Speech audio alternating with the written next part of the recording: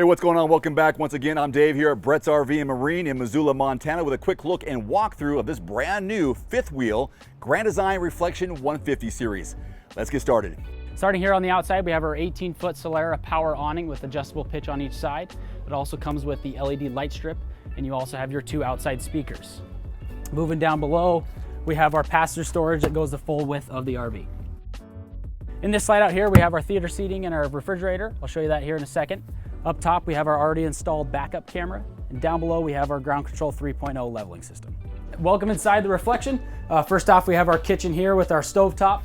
We've got our refrigerator, a Thomas Paine theater seating collection with the fold-down cup holders. These are also heated and vibrated.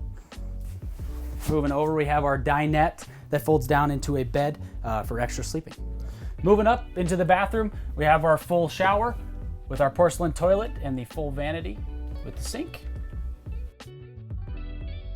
Last but not least, we have our bedroom with our fully walk-around queen-size bed. We have our overhead storage with our USB ports, as well as our closet and drawers.